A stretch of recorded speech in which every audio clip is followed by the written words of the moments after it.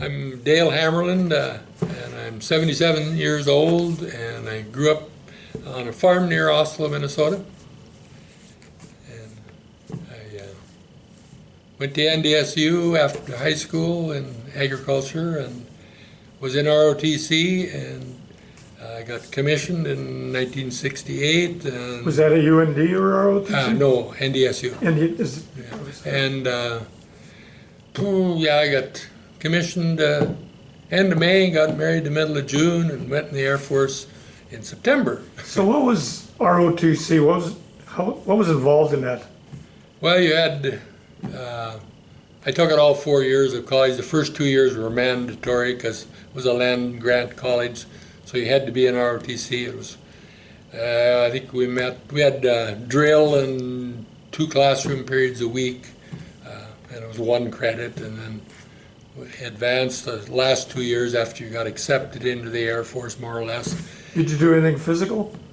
Well, we had drill and PTs part of the time, and yeah. Did you do like weekends too or anything? No. It was all during School, yeah. Well, before you got commissioned, between your junior and senior year, you went to, they call it summer camp. It was like basic for a month. And, yeah. Okay. And then graduated and... Yep, and then got my commission and went to pilot training, qualified for pilot training. That was 53 weeks of pilot training, and then it was... Where was that at? I was in Laredo, Texas, a real garden spot. And then I... What's involved in pilot training? I mean... Well, you fly a light airplane for 20 hours, and then you fly a T-37, which is a jet aircraft, twin engine, for like 4 months, and then you flew a T-38, which was a really nice trainer. So you're flying these planes? Yeah, and then that was for like about 6 months. And then graduated, and then went to nuclear weapons training because I got assigned to a B-52. But let's go back to what was the hardest part about the training? I mean, well, you must have done some flying before you went in? Well, in college, when you got signed up and you were already committed to the Air Force, then you got 30 hours in a Cessna 150 at the airport. And of course, it took 40 hours to get a private license, and so I didn't do any more training. I didn't have any money. But then we flew light airplanes for, I think it was 20 hours, and then we went to jet aircraft in pilot training. Yeah. What's that like to get in a jet from a prop plane into a jet? It's a whole different world. The T-37s, when we were in them, of course, everybody got to fly a jet backwards.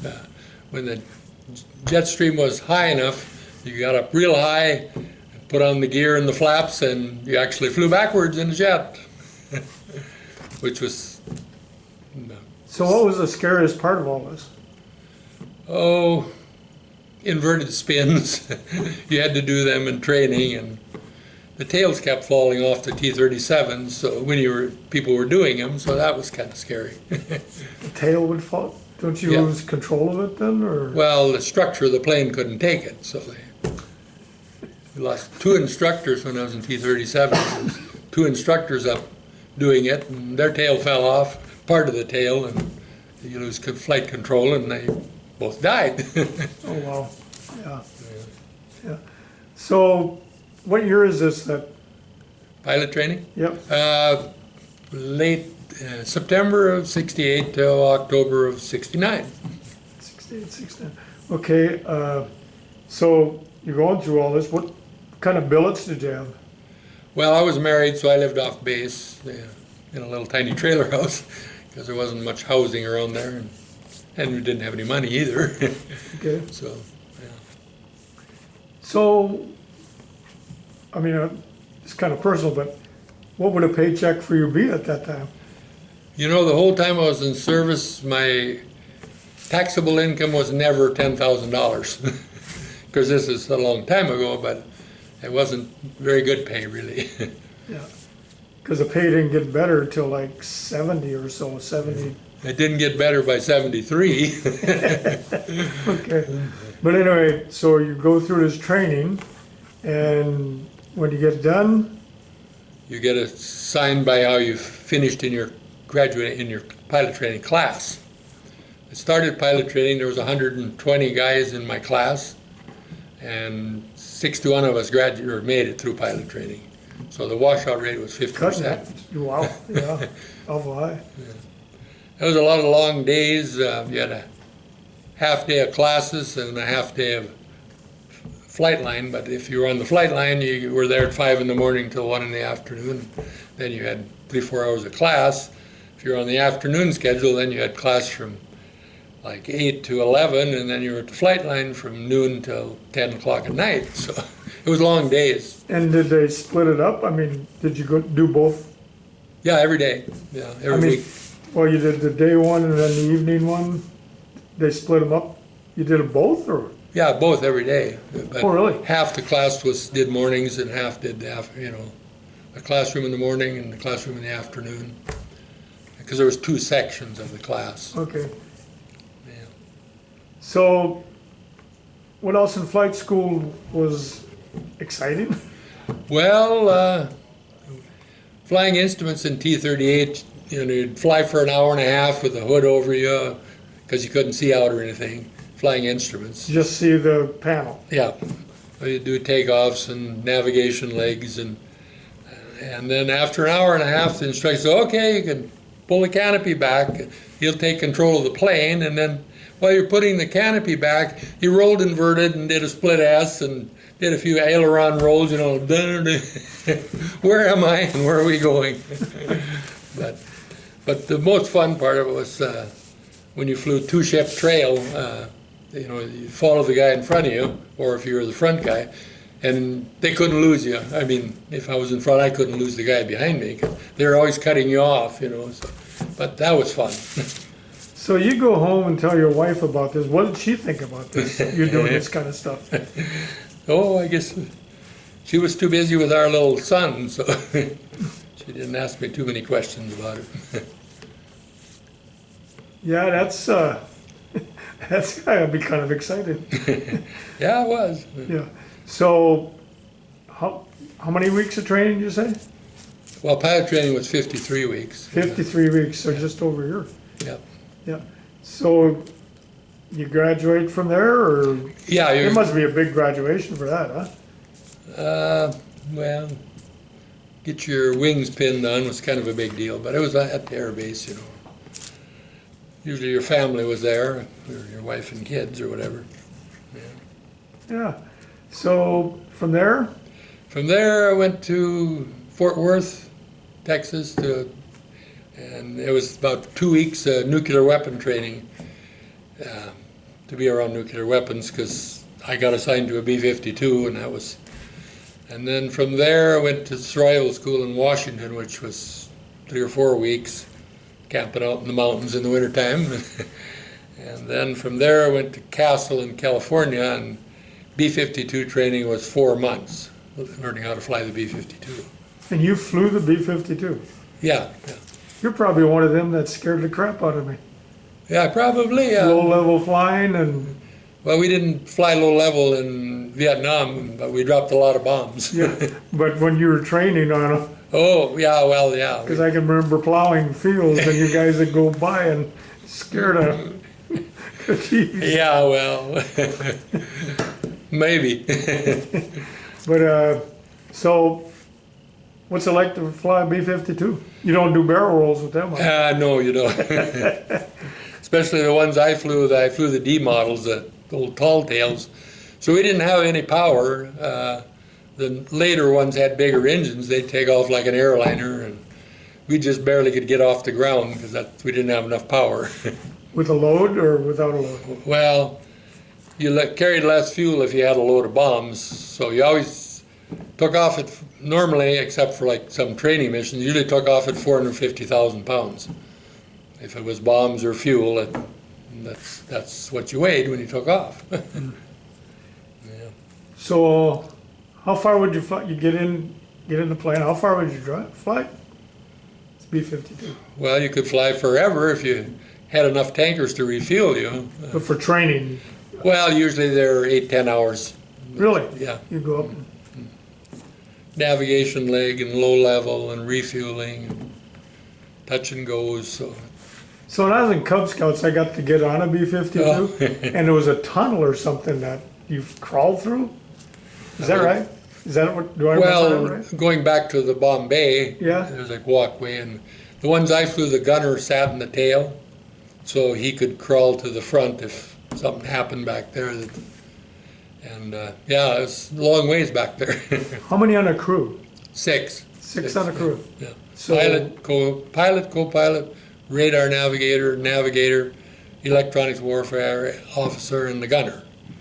The tail gunner shot down any fighters come up behind you, supposedly. that's the only gun on it. Was Yeah, in the well, he had four 450 caliber guns. on the sides.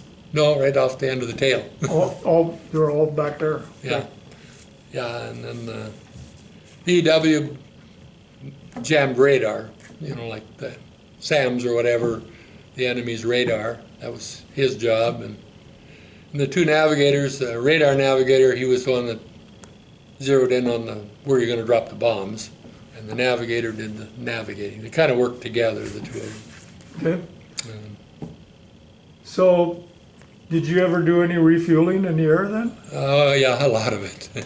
Was that fun to do, or No, that was sweat and blood. was it? Yeah. Yeah. Especially if you were in the soup, that was in the clouds, just really miserable. In the soup. That's Yeah. one way of saying it. Yeah. Yeah. So, what was the hardest part of that? Well, Hooking up? yeah, flying in the right position. You're underneath, below the tanker and almost behind them. And there are lights on the bottom of the tanker that tell you if you're high or low or need Really? to go run back. But it's quite a knack to it. It takes a lot of practice. A lot of training. Yeah. To start with, well, they were scraping together a crew for me. I was upgrading to pilot, And so it was 6 of us they threw together, and three of them had never been on a crew before, a regular crew. And I had my recheck on refueling on the way to California.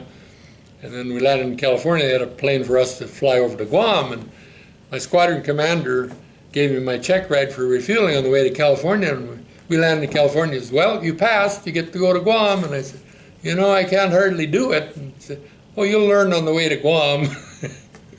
So, when you say you can't hardly do it, can't.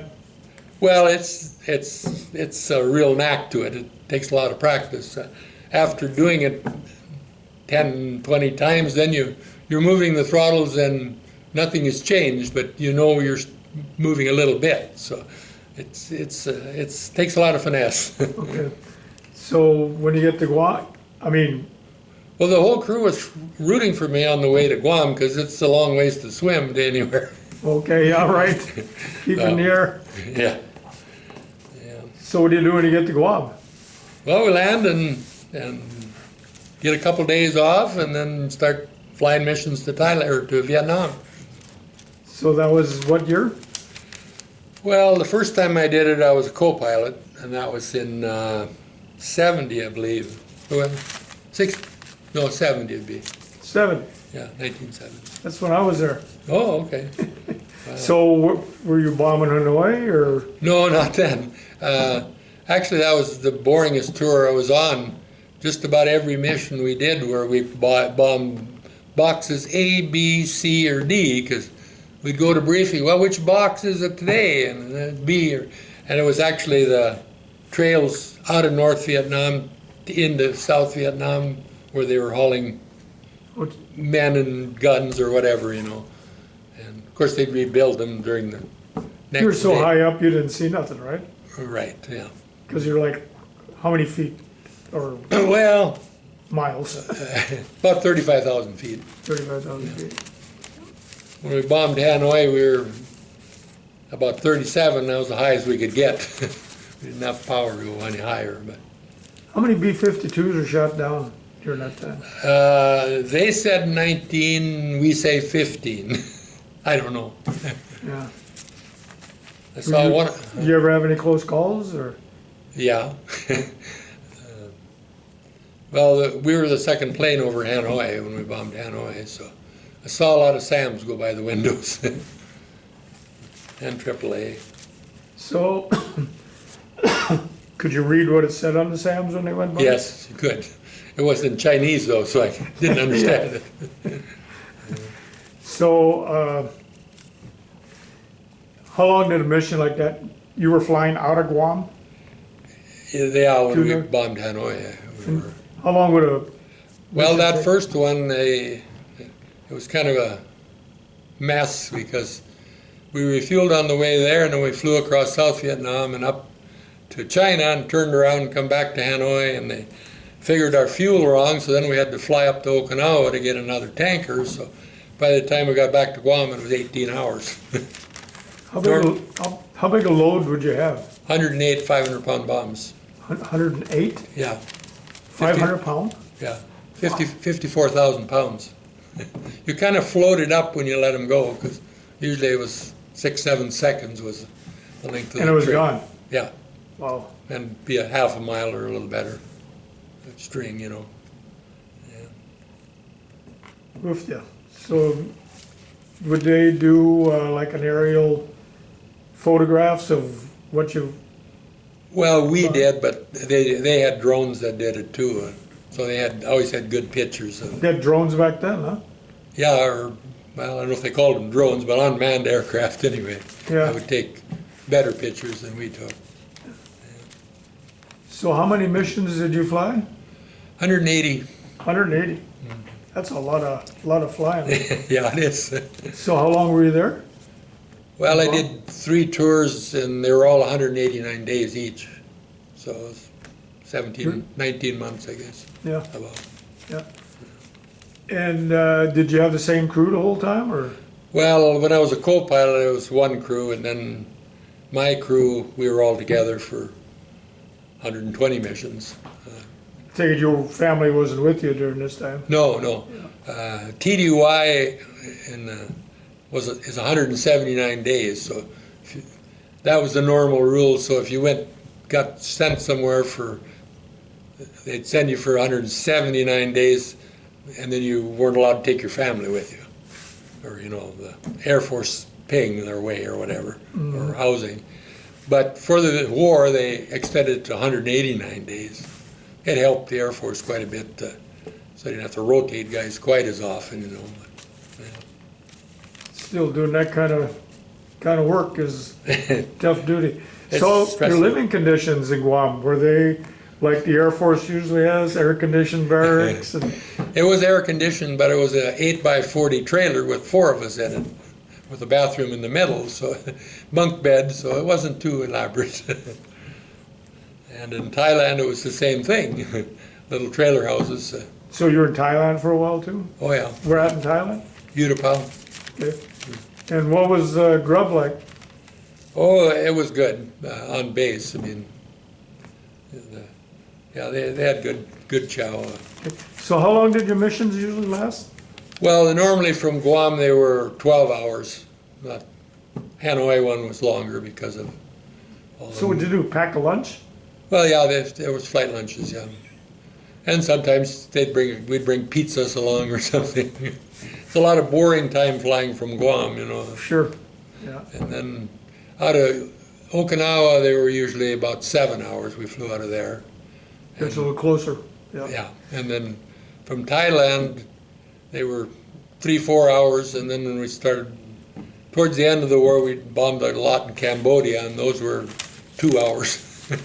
We just didn't even hardly have to get to altitude and drop our bombs. You weren't in Cambodia? No, we're over it. Right. So there was no fighter plane, the other side didn't have any fighter planes or fighter Well, they jets? did, but our fighters kept them Took in them, line. Or, You- They didn't bug us. So what was the scariest mission you did? Hanoi. Hanoi? Yeah. I'd never seen AAA before, but when we were coming up, and you know, it's hard to judge where something is if it's below you or above you. There's AAA is? Anti-aircraft artillery, Okay. and they were at about 35,000 feet, and we were 30. But when you're driving up to it, it looks like you're going to have to fly into that. But we didn't. We were above it. So what they call flak? Is that Yeah, what, yeah, And you were above it? yeah, a little bit. Didn't look like it when we were flying up to it, you know. But So how many planes, when you went and did a mission, how many planes were in it? we're always three. Always three planes? Yeah, it was a cell. They called it a cell. And you're all pretty close together then? Yeah, usually half a mile apart, and I can't remember really if it's 250 feet difference in altitude. So the front guy was in the middle, and then number 2 was on his left, and 3 was on his right. So you're in these B-52s, you're up that high, you have, it's like driving an airliner, you don't have to be on oxygen or anything? No, but you better have it available. Okay. But it's compressed, I mean, the cabin Is pressurized, yeah. pressurized, yeah, okay. Yeah. A lot of guys wanted to take their helmet off and put their headset on. My co-pilot always did that. I always left my helmet on, so somebody had oxygen handy. Yeah. Good idea. Yeah. So, how bored do you get? I mean, what do you do can you play cards or? No, there's no place to do it. I mean, you're 12 hours in a plane. Well, you're refueling, and then there's a bomb mission, and Do you get a, there's my office.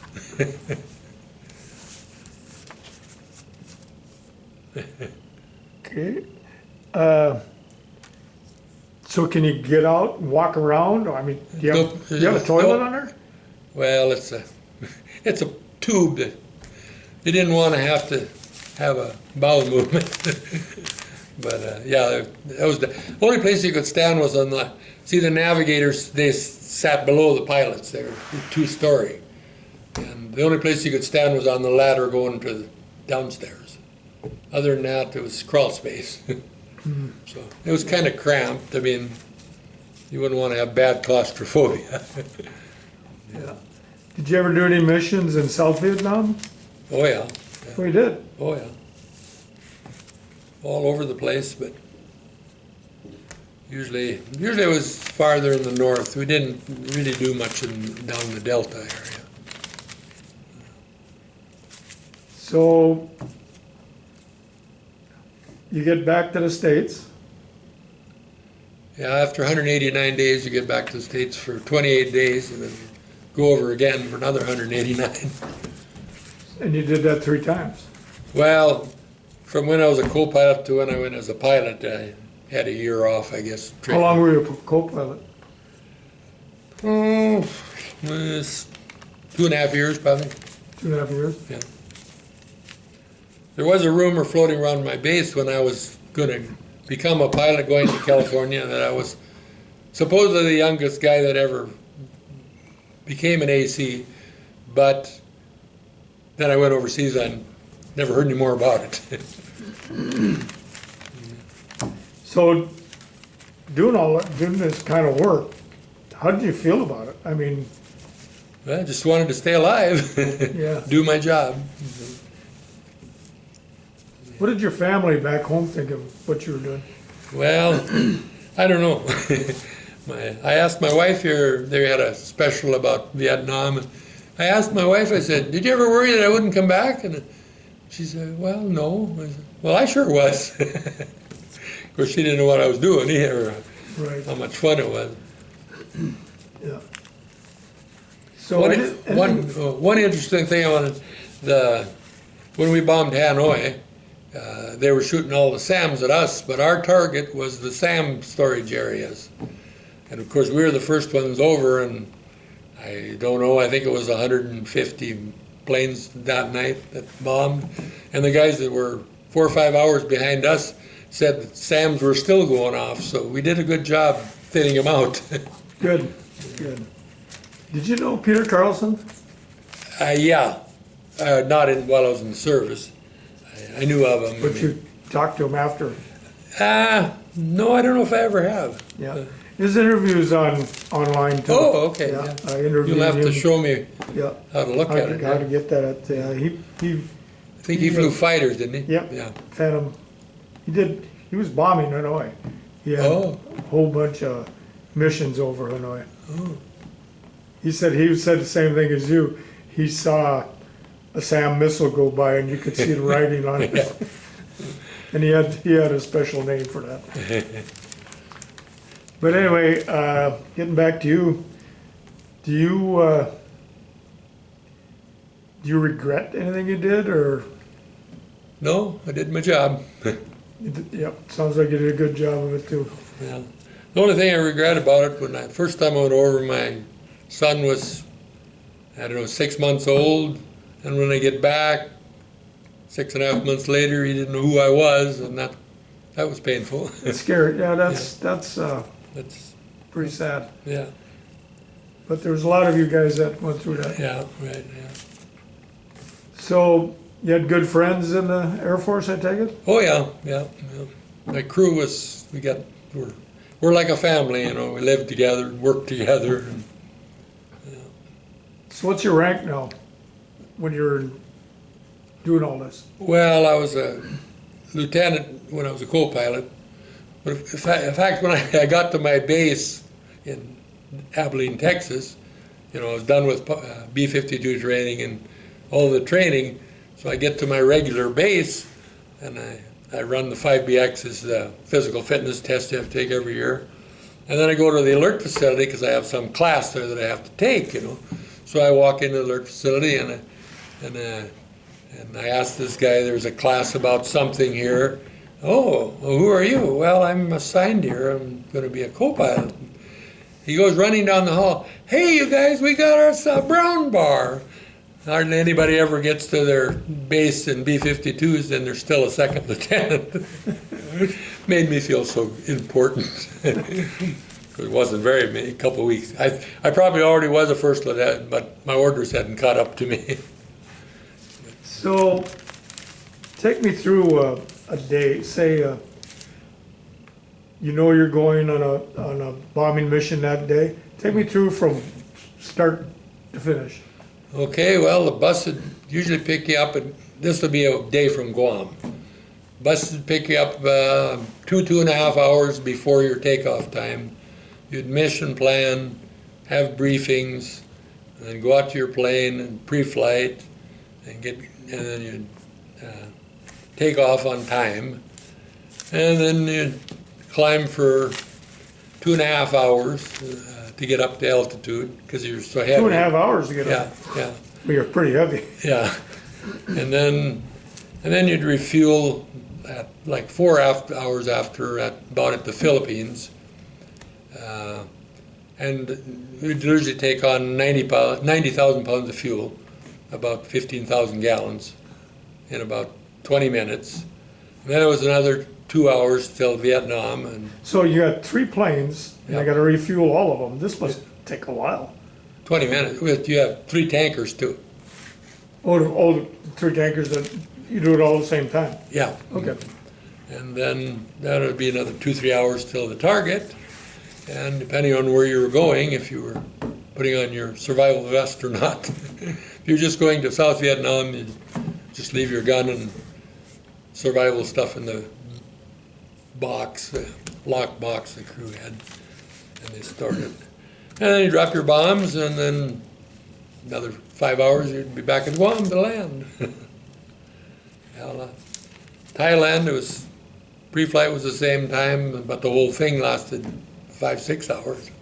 So did you get the same plane every time you went Oh, on a mission? no, Different plane every time? every time. Were they all different, or? They all handled it a little different. Some had better power or less power. And they were an old workhorse. And they're still flying? Yeah, yeah. I flew the Ds, and some of them were almost as old as me then. Yeah. I don't know if any of them are in service anymore. Because the Ds, they made a lot of that model. So then they got the bright idea, they remodified them, a major rebuild. They built the bomb bays bigger so we could haul so many bombs.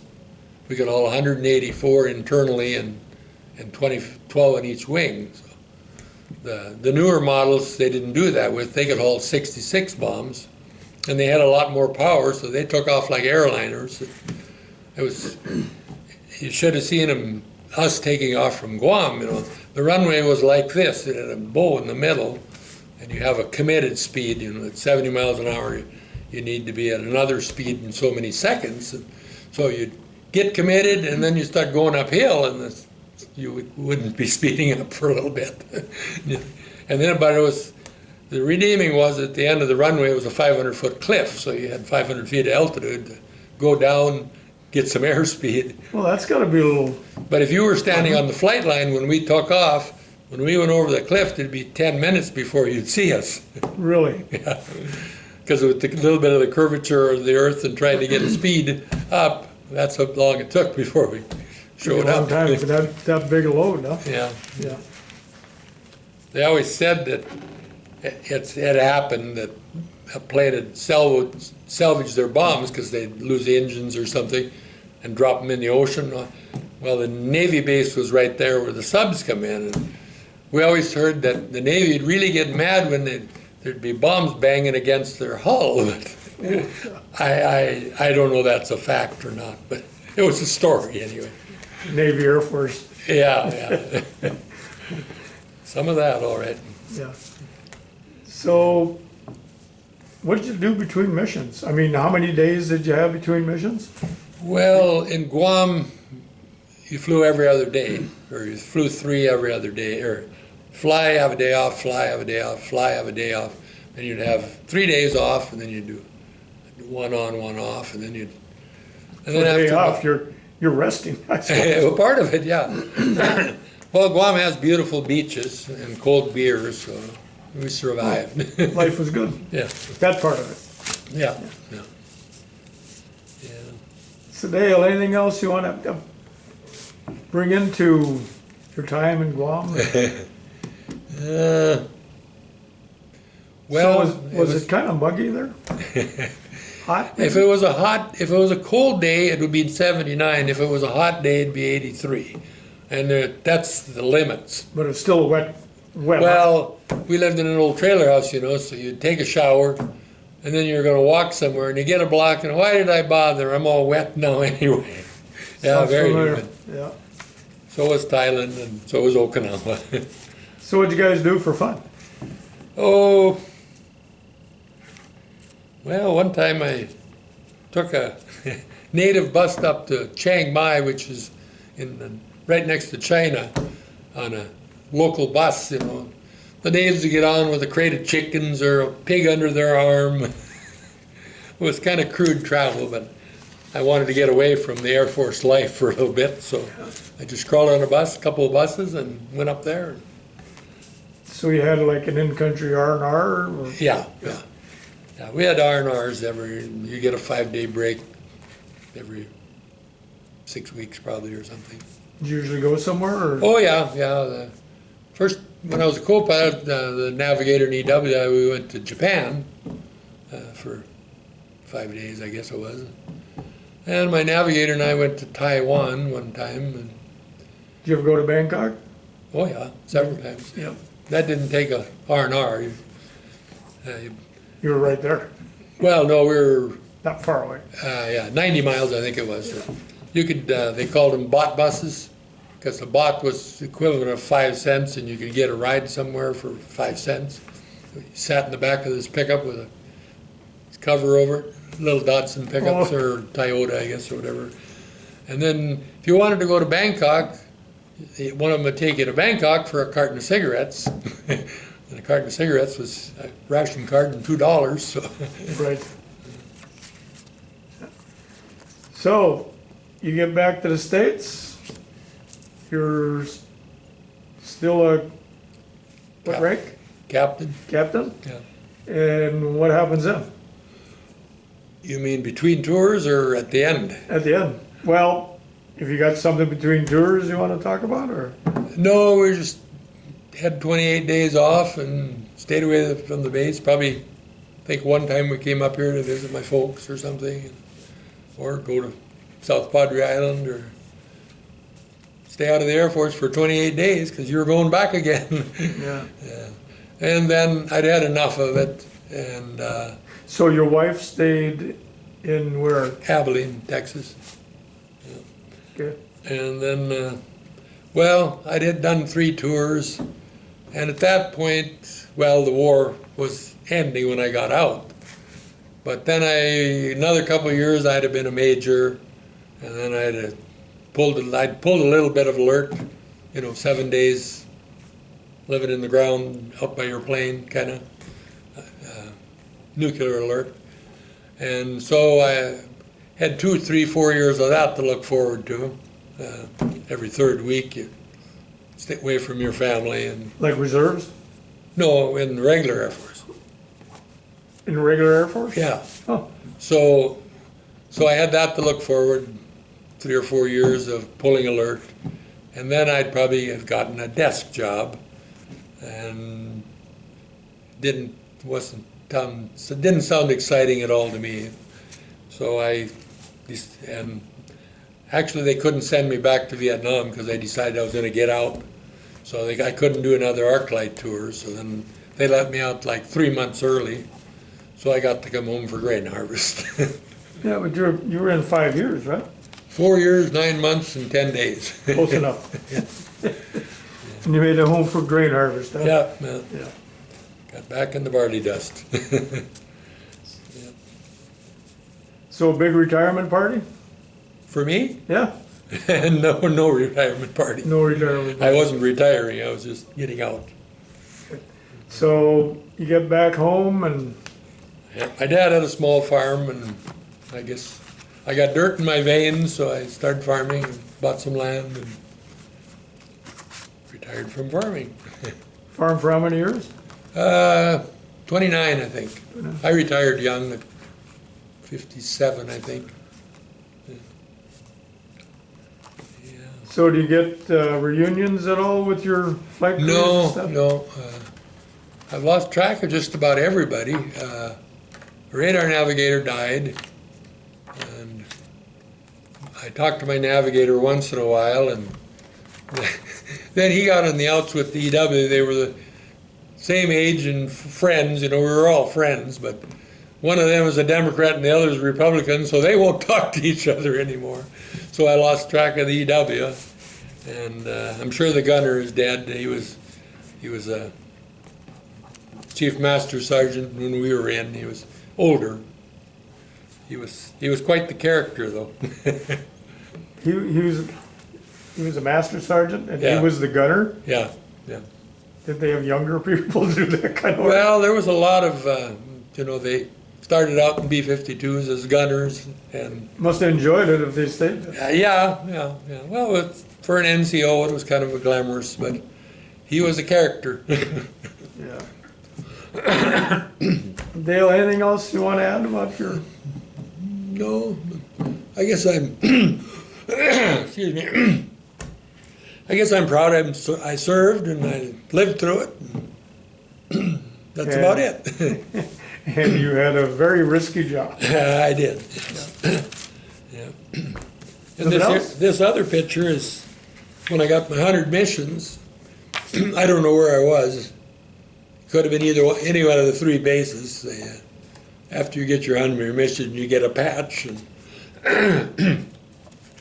I had a picture before of me and my crew standing in front of the plane in the revetment in Thailand, and they had 60 B-50D models there, and they're all in revetments and for bombing and stuff, And so you got all these black tails sticking up all over, but I couldn't find that picture. Oh, that's too bad. And like this picture with my dress uniform on, I probably wore that 10, 20 times in 4 years, Really? 5 years.